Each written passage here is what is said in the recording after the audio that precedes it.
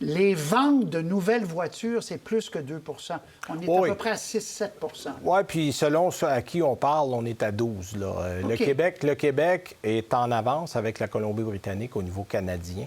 On est un peu à la traîne ailleurs. Bon, les subventions qu'on offre d'un niveau provincial aident beaucoup à l'achat de véhicules électriques. Mais effectivement, il y a un bout de chemin à faire. Mon homonyme vise 2 millions de véhicules électriques d'ici 2030. Mais en fait, ce qu'on a fait aujourd'hui, c'est de se donner les moyens de ses ambitions.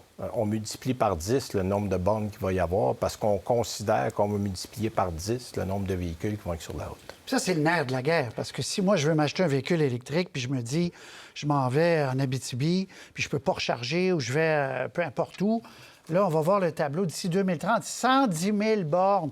C'est quand même un progrès notable. Oui. On va dans la bonne direction, selon vous? Est-ce qu'on va assez vite? En fait, c'est que là, on ne pourra plus reprocher du côté des constructeurs de dire au gouvernement, écoutez, on voudrait bien vendre des véhicules électriques, mais l'infrastructure n'est pas prête, on n'a pas assez de bornes, les gens en veulent plus. Là, le gouvernement a dit, OK, parfait, on va investir 514 millions, on va installer des bornes. Il faut bien comprendre, ce n'est pas uniquement des bornes publiques. Il va y avoir des bornes dans des logements, il va y avoir des bornes dans des condos, il va y avoir des bornes de rue. On essaie d'aller rejoindre le plus grand public possible parce que si on veut passer à 40, 50 d'acquisition de véhicules électriques d'ici 2030 et encore plus d'ici 2035, mais il va falloir qu'on ait différentes solutions de recharge et c'est un peu ça qu'on envisage avec un programme comme celui-là. 2030, c'est dans 7 ans. Oui. Qu'on vende un véhicule sur 2 serait électrique. C'est énorme, là. C'est beaucoup parce que là, on est loin de l'équation pour le moment et il va falloir un sérieux coup de barre. Évidemment, on n'avait pas prévu la pandémie, on n'avait pas prévu la chaîne d'approvisionnement qui est brisée, on n'avait pas prévu les puces électroniques qui allaient rater.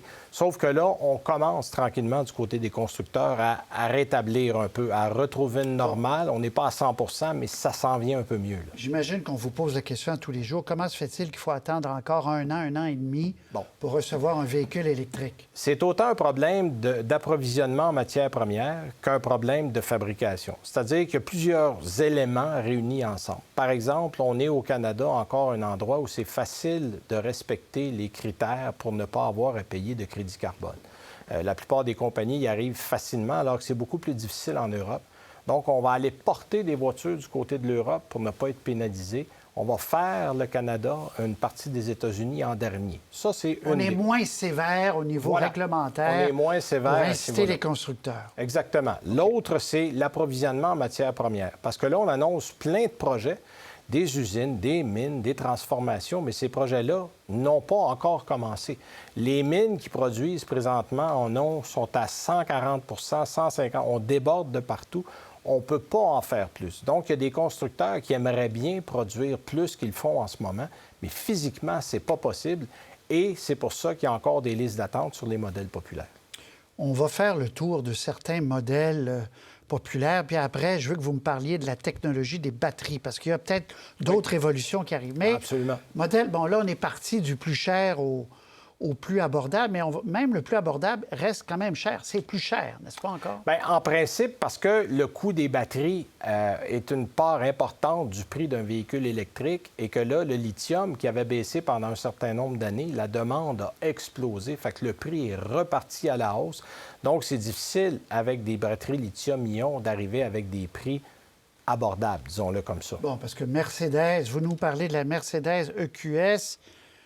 C'est très joli. C'est 136 000 quand même. Et la BMW 17. Ça, c'est le chic. Oui, on est dans le NEC plus ultra, mais c'est pour montrer que les compagnies ont changé leur modèle d'affaires, sont arrivées rapidement à faire des modèles chics.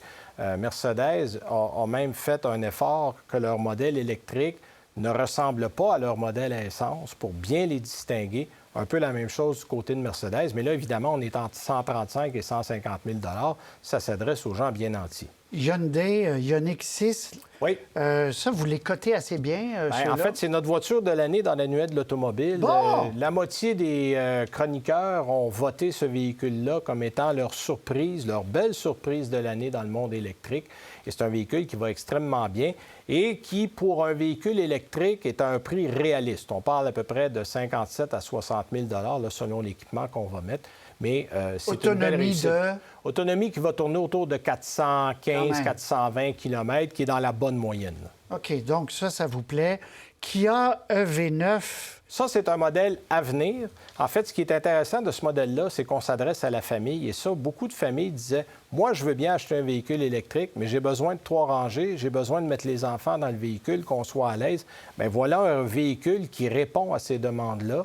Et on l'annonce à partir à peu près de 50 000 $. Donc, ça sera un véhicule aussi qui va être relativement abordable pour un véhicule électrique. Et déjà, quand on avait ouvert le site pour des commandes, le site a explosé, ça a débordé. On a même dû arrêter le site tellement les gens ont été consultés. OK. On va voir la Tesla Model 3. Oui. Ça, c'est très connu. C'est En fait, 54 000. on l'a mis là parce que Tesla est dans une classe à part. Il faut comprendre qu'aux États-Unis, en ce moment, 80 des véhicules électriques qui circulent aux États-Unis sont des Tesla. 80 C'est dire à quel point Tesla domine dans son marché aux États-Unis. Ici, la beauté, c'est que le réseau de recharge est extrêmement bien implanté et les voitures se livrent rapidement. Et ça, c'est contraire à beaucoup de modèles qu'on connaît en ce moment. Donc ça, c'est un gros avantage pour Tesla. La plus économique, entre guillemets, c'est quand Oui. même 35 000 $, c'est la Chevrolet Equinox. Voilà, ça, c'est le modèle qu'on promet du côté de chez Chevrolet depuis déjà quelques mois. Les commandes ont là aussi explosé parce qu'on amène un véhicule qui a un bel espace, qui est un VUS, C'est qui ça, va c'est donner que les plus gens de 400 veulent km. aussi. Voilà, on répond aux besoins. Gros, mais pas trop gros, mais assez gros pour la famille. C'est-à-dire qu'on a eu une Volt qui fonctionnait très bien, mais que la famille trouvait un petit peu petit. C'est pour ça qu'on avait un Volt EUV qu'on a amené. Mais l'Equinox et le Blazer, parce que ça va être 2 véhicules assez semblables, c'est avec les nouvelles technologies Ultium. L'annuel de l'automobile, donc, vous, maintenant, fait une bonne part à l'électrique. Là. Oui, en fait, depuis l'an dernier, on a une section électrique, puis on a le répertoire des véhicules hybrides branchables, en plus, évidemment, de tous les véhicules à essence. Donc, il y a 350 essais divisés par section. Tout le monde peut s'y retrouver. Benoît Charette, dernière question. On entend parler d'une nouvelle technologie de batterie avec du sel, donc Oui. moins cher. Les Chinois sont là-dedans. Ils ont commencé, effectivement. Est-ce Batterie que au c'est sodium. l'avenir? C'est parmi les choses qu'on va retrouver dans l'avenir. Les constructeurs européens et les Japonais travaillent sur des technologies de piles solides à partir de 2026-27. Il y a des piles au sodium, effectivement. Il y a des piles au phosphate fer qui sont commencées parce que ça élimine le lithium, le cobalt et le nickel qui coûtent très cher. Ça permet d'avoir des piles un peu plus abordables qui donnent un peu moins de kilométrage, mais on choisit les Moins véhicules cher. moins chers. Parce que là, si on veut rejoindre le gros de la population, il va falloir qu'on trouve une méthode pour amener des véhicules abordables sur le marché. Parce qu'au prix qu'on a en ce moment, on n'arrivera jamais à atteindre 50-60 de la population. Les gens n'ont tout simplement pas l'argent. Très bon point. Benoît Charette, merci beaucoup.